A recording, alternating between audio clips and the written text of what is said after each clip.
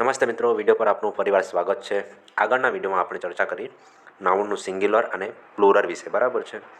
હવે આ વિડીયોમાં આપણે ચર્ચા કરવાના છે નાઉન અને તેના પોઝેસિવ કેસ વિશે, બરાબર। એટલે કે નાઉન અને તેની માલિકી, એટલે માલિકી દર્શાવવા માટે જે અમુક નિયમો છે એની આપણે આ વિડીયોમાં ચર્ચા કરીશું। પણ એની પહેલાં આપણે એક તમારી ટેસ્ટ લઈ લઈએ। એક અહીંયા મેં એક ક્વેશ્ચન આપેલો છે, એમાંથી તમારે નાઉન શોધવાનું છે, બરાબર। તો જોઈએ પહેલો જે એક ક્વેશ્ચન છે કે it will take all of your energy and will two be able to walk again, બરાબર। તો જે આ સેન્ટેન્સ છે એમાંથી તમારે નાઉન શોધીને બતાવવાનું છે કે નાઉન શું છે, બરાબર।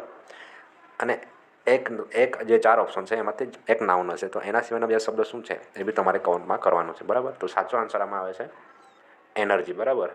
તો સાચો આન્સર છે એમાં એનર્જી। જે એનર્જી છે એ અહીંયા નાઉન છે, બરાબર। હવે વિડીયોની આગળ શરૂઆત કરીએ છીએ, બરાબર।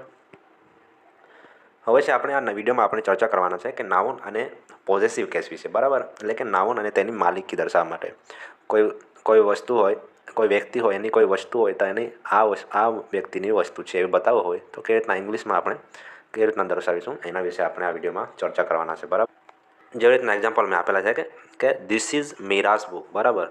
તો આપણે આ એક મીરાની બુક છે, આ મીરાની બુક છે, તો મીરાની બુક બતાવવા માટે આપણે શું લગાવ્યું, મીરાના નામ પછી અપોસ્ટ્રોફી કરીને એસ લગાવ્યો છે, બરાબર। તો આવી રીતના નિયમો છે ઇંગ્લિશમાં પોઝેસિવ કેસવાળા, તો એની આપણે અમુક જે રૂલ છે એની આપણે ચર્ચા કરવાના છે। જોઈએ આગળ।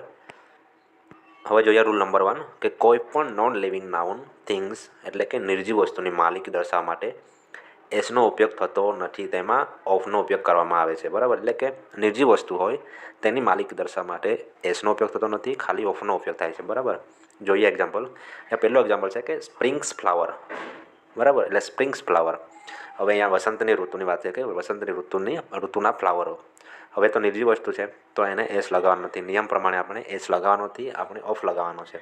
તો અહીંયા જે સાચું સેન્ટેન્સ છે એ કયું આવશે, ધ ફ્લાવર્સ ઓફ સ્પ્રિંગ, બરાબર। આવી રીતના આવશે, બરાબર। રૂલ નંબર 2 છે કે કોઈ પણ સિંગ્યુલર નાઉન સાથે એસનો ઉપયોગ, બરાબર। કે જે સિંગ્યુલર નાઉન હોય એમાં એસનો ઉપયોગ કરવો કે ઓફનો ઉપયોગ કરવો। જોઈએ મિસ્ટર શર્મા સન, બીજું વાક્ય છે કે the son of mister Sharma. હવે અહીંયા એ છે અપવાદ જેવું કે સિંગ્યુલર નાઉન જે હોય એની સાથે એસનો પણ ઉપયોગ થશે અને ઓફનો પણ ઉપયોગ થશે, બરાબર। બંને સાચા છે તો તમારે યાદ રાખવાનું છે, બરાબર। તો રૂલ નંબર આ છે આપણો, બરાબર।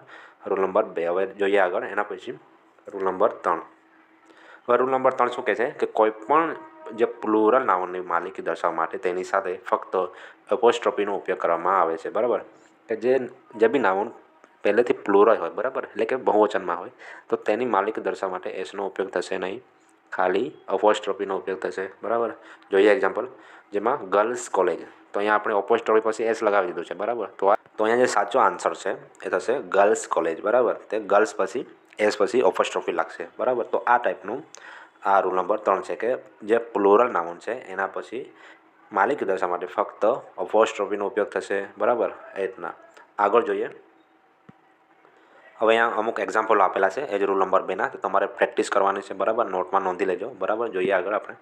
હવે છે રૂલ નંબર 4, અમુક જે પ્લુરલ નાઉન છે, બરાબર, આ બે અપવાદ છે। આગળના જે વિડીયોમાં આપણે અપવાદોની ઘણી ચર્ચા કરી કે જે અમુક જે એવા શબ્દ છે એ રૂલની અંદર આવતા નથી, બરાબર, એ રૂલના અંદર આવતા નથી, તો એને તમારે ખાસ યાદ જ રાખવો પડે, બરાબર। તો અહીંયા અમુક જે પ્લુરલ નાઉન છે એમના અપોસ્ટ્રોફી પછી એસ લાગશે। આગળનો નિયમ જોયું કે જો નાઉન છે એ બહુવચનમાં હોય તો ખાલી આપણે અપોસ્ટ્રોફી લગાવવાનો હતો, પણ આમાં અમુક શબ્દ એવા છે જે અપવાદમાં આવે છે, બરાબર, તો એ તમારે યાદ રાખવાના છે। જેવી રીતના એ છે વુમેન્સ કોલેજ, બરાબર, વુમેન્સ કોલેજ, તો અહીંયા વુમેન્સ પછી એન પછી અપોસ્ટ્રોફી લગાવીને એસ લગાવવાનો છે, બરાબર। એ રીતના મેન્સ વર્ક, એ રીતના ચિલ્ડ્રન્સ ટોય, તો આ અમુક અપવાદવાળા શબ્દ છે એ તમારે યાદ રાખી લેવાના છે, બરાબર।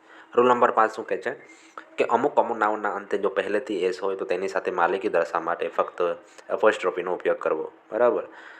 તો એટલે કોમન નાઉન હોય પહેલેથી એસ હોય તો ખાલી એપોસ્ટ્રોફી જ લગાવવાનો છે। જોઈએ નિયમ શું છે, તો કે પહેલો એક્ઝામ્પલ છે કે પાયથાગોરસ થિયરમ, જે પાયથાગોરસ છે એમાં લાસ્ટમાં એસ પહેલેથી જ છે, બરાબર, પહેલેથી જ છે, તો આપણે ખાલી લગાવવાનો છે, એપોસ્ટ્રોફી લગાવવાનો છે, બરાબર।